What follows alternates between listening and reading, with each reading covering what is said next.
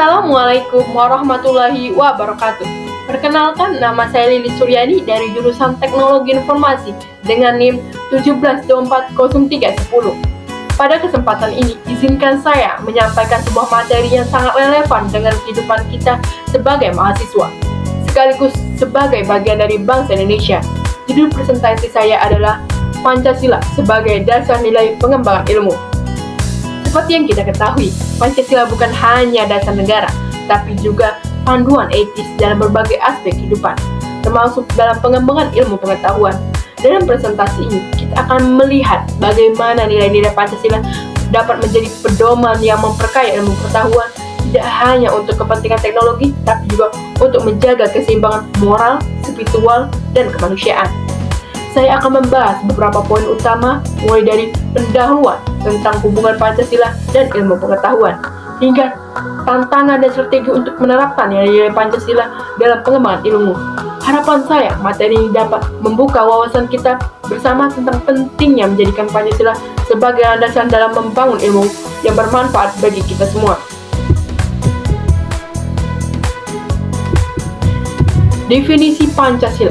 Pancasila adalah landasan ideologi dan filosofi bangsa Indonesia yang menjadi pedoman dalam berbagai aspek kehidupan, termasuk politik, sosial, budaya, dan ilmu pengetahuan.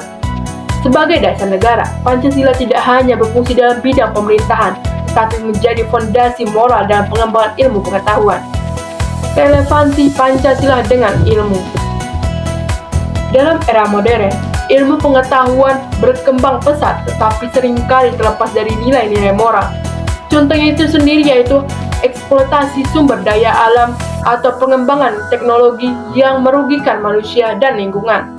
Peran Pancasila itu sendiri yaitu sebagai dasar nilai. Pancasila mengintegrasikan aspek kebangsaan, kemanusiaan, dan moralitas ke dalam ilmu pengetahuan, sehingga ilmu dapat bermanfaat bagi masyarakat luas.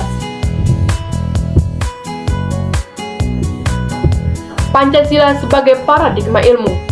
Paradigma itu sendiri yaitu kerangka berpikir atau cara pandang yang menjadi dasar dalam memahami dan mengembangkan suatu disiplin ilmu. Dalam konteks ilmu pengetahuan, paradigma mencakup prinsip-prinsip dasar yang menentukan bagaimana ilmu pengetahuan dan ilmu digunakan dan dikembangkan. Pancasila sebagai paradigma ilmu. Pancasila memberikan kerangka berpikir yang mengarahkan pengembangan ilmu untuk mencapai keseimbangan antara kemajuan material dan spiritual. Aspek material. Ilmu digunakan untuk menciptakan kemajuan teknologi dan ekonomi. Aspek spiritual. Ilmu diarahkan untuk menjaga moralitas, harmoni sosial, dan keberlanjutan alam. Contohnya itu sendiri penelitian dalam bioteknologi yang tidak hanya berorientasi pada hasil komersial, tapi juga mempertimbangkan dampaknya terhadap lingkungan dan masyarakat.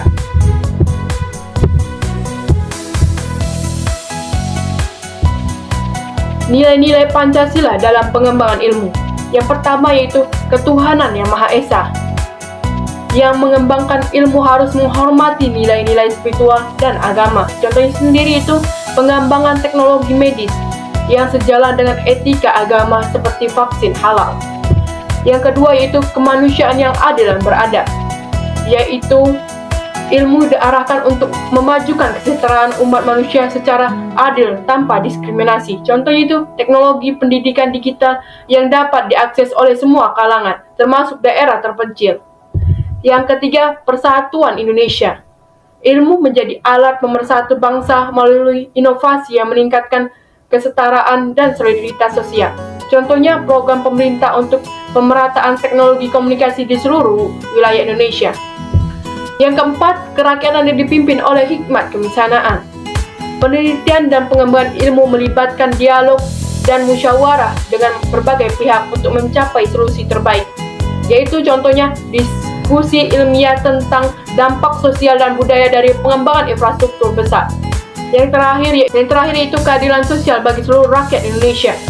Hasil pengembangan ilmu diarahkan untuk meningkatkan keadilan sosial dan mengurangi ketimpangan. Contohnya, pengembangan teknologi irigasi untuk membantu petani kecil meningkatkan produksi pangan. Selanjutnya yaitu tantangan dalam pengembangan ilmu berbasis Pancasila. Yang pertama, globalisasi. Tantangannya, masuknya nilai-nilai asing yang terkadang bertentangan dengan Pancasila, seperti individualisme dan kapitalisme. Dampaknya itu, ilmu pengetahuan sering diarahkan untuk keuntungan pribadi atau golongan tertentu. Yang kedua yaitu komersialisasi ilmu.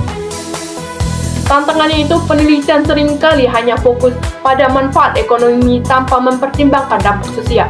Contohnya itu eksploitasi sumber daya alam yang merusak lingkungan demi keuntungan perusahaan. Yang terakhir itu ketimpangan akses.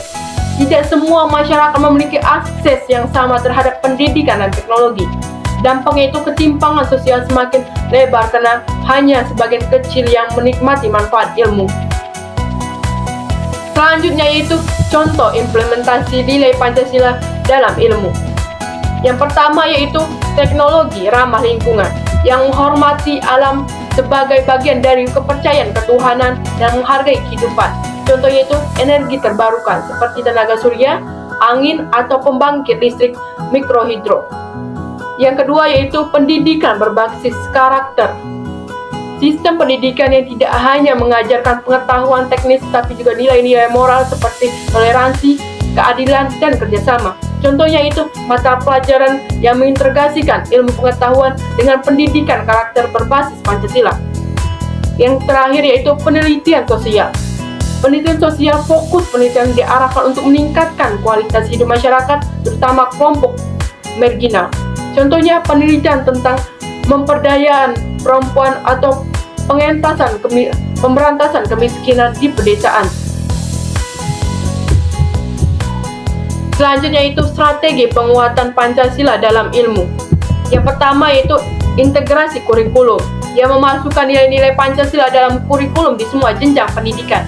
Yang kedua yaitu kolaborasi multidisiplin, yaitu yang melibatkan berbagai disiplin ilmu untuk menciptakan solusi yang humanis dan berkelanjutan.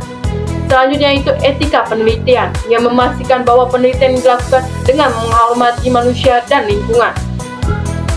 Oke, kita melanjut ke terakhir ya, yaitu kesimpulan dan penutup. Di sini saya ingin menyampaikan Pancasila adalah landasan moral dan etika dalam pengembangan ilmu pengetahuan di Indonesia. Nilai-nilai Pancasila memastikan bahwa ilmu digunakan untuk kesejahteraan manusia, harmoni sosial, dan berkelanjutan lingkungan. Pentingnya integrasi nilai-nilai Pancasila dalam pendidikan dan penelitian untuk menciptakan ilmu yang humanis dan berkeadilan. Mari bersama-sama menjadikan Pancasila sebagai pedoman utama dalam pengembangan ilmu pengetahuan untuk menciptakan Indonesia yang maju dan sejahtera. Ilmu yang besar adalah ilmu yang bermanfaat untuk manusia dan alam. Oke, baiklah. Mungkin itu saja yang bisa saya sampaikan. Demikian presentasi tentang Pancasila sebagai dasar nilai pengembangan ilmu. Dalam materi ini kita telah melibatkan bagaimana Pancasila sebagai landasan ideologi bangsa memberikan nilai-nilai luhur yang dapat diintegrasikan ke dalam pengembangan ilmu pengetahuan. Pancasila mengajarkan kita untuk tidak hanya mengejar kemajuan teknologi, tapi juga menjaga keseimbangan moral, spiritual, dan kemanusiaan. Dengan menerapkan nilai-nilai ketuhanan, kemanusiaan, persatuan, demokrasi, dan keadilan sosial, ilmu pengetahuan dapat menjadi alat untuk menciptakan kesejahteraan bagi semua masyarakat Indonesia. Namun kita juga menghadapi tantangan seperti globalisasi, komersialisasi ilmu, dan ketimpangan akses. Karena itu kita perlu strategi yang efektif seperti integrasi nilai-nilai Pancasila dalam kurikulum, kolaborasi lintas, disiplin, dan etika dalam penelitian untuk memastikan ilmu pengetahuan benar-benar menjadi kekuatan positif.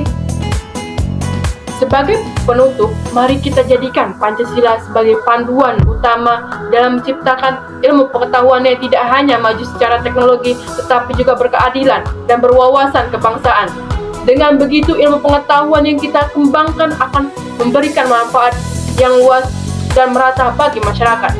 Terima kasih atas perhatian dan waktunya. Mungkin itu saja yang bisa saya sampaikan. Lebih dan kurangnya saya mohon maaf. Semoga ini bermanfaat untuk kita semua. Terima kasih dan sampai jumpa.